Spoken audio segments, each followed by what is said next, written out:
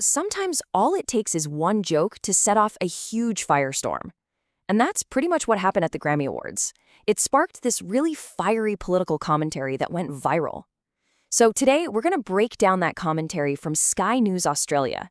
We'll look at how a single moment on a stage can explode into a much bigger debate about entertainment, politics, and us, the audience. Let's get right into it. All right, so here's how we're going to break this all down. We're just going to follow the source's argument step by step. First, we'll look at the joke that lit the views. Then we'll dig into the critique of celebrity activism and a pretty pointed accusation of hypocrisy. We'll also see a moment of pushback from the audience, all of which leads to the source's final takeaway about why any of this really matters. Okay, let's dive right into section 1, a joke and a rebuttal. Every big controversy has a starting point, right? For this commentary, it all boiled down to a single punchline in the host's monologue, and that one line became the spark for the entire critique. And there it is. That's the joke that set everything off. The host, Trevor Noah, made a joke directly connecting Donald Trump to Jeffrey Epstein. Now, according to the source we're looking at, this wasn't just some throwaway line. Nope. They saw it as a pretty clear signal of the show's political agenda. So this slide really lays out the two sides of the coin, right? On the one hand, you have the implication of the joke itself. But on the other side, the source fires back, basically saying there's no credible evidence to back this up, and they even claim that other media outlets and the FBI have admitted as much. And then, of course, Donald Trump himself weighed in. The source includes his response, and he did not hold back. He didn't just go after the host, calling him a lightweight. He basically wrote off the entire show as terrible and not watchable. For him, the joke was just a symptom of a much bigger problem. All right, moving on to section 2. So the source doesn't just stop at that one joke.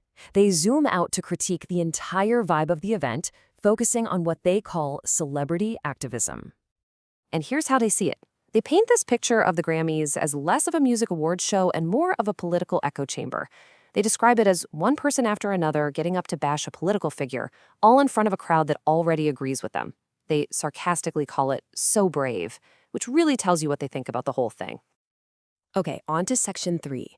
Now, this is where the commentary gets really specific. They go from talking about the whole event to zeroing in on one single statement from an artist to make a pretty powerful point about what they see as celebrity hypocrisy.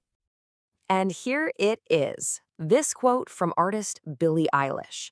The source holds this up as like the perfect example of what they label leftist virtue signaling. So how does the source push back against this? Well, they lay out this kind of 3-step challenge. First, they point out that she lives in a multi-million-dollar mansion that they say is built on former tribal land. Then, they basically dare her. If you really believe what you're saying, either give the land back or open up your home to undocumented immigrants. The point they're trying to make is that there's a huge gap between her words and her lifestyle. All right, for our 4th section, we're going to pivot a little. The source moves the camera, so to speak, from the people on stage to the people in the audience. They highlight a specific moment that they argue shows not everyone in the room was on the same page. So you gotta wonder, right? Was everyone in that room on board with the message? The source suggests maybe not. And this is the moment they use to prove their point. While a lot of people were on their feet for a performance, the source zooms in on these 2 sports broadcasters who just stayed seated, a really pointed refusal to join in. And apparently, this is what one of them said. The source uses this quote to show this totally opposite viewpoint right there in the middle of the room, a passionate defense of America and law enforcement, which cuts directly against the message they felt was coming from the stage. And this is where it gets really interesting. The source takes this one small moment, 2 people sitting down, and basically says it speaks for a huge, quiet chunk of the country. They're framing this as the silent majority, the vast majority of normal Americans, finally making a little noise. And that brings us to our final section. So what's the big takeaway here? Where is the source going with all this? Well, they connect all these political moments to something you can actually measure: viewership numbers. So here's their main argument in a nutshell.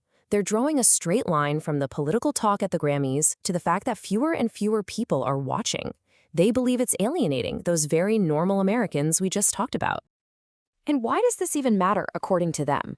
Well, it's all about the numbers. They're pointing to the dropping viewership year after year and saying, see, This isn't just a culture war thing. It's bad for business. It's proof that people are tuning out. This last quote really just wraps it all up, doesn't it? For them, the argument is simple. The Grammys has lost its way. It's not about the music anymore. It's just a platform for political speeches that they feel are just played out and tired. And that kind of leaves us with a pretty big question to think about. One that goes way beyond just the Grammys, right? When our entertainment becomes a political stage, where do we, the audience, actually draw the line? At what point do we decide, you know what, it's time to just change the channel?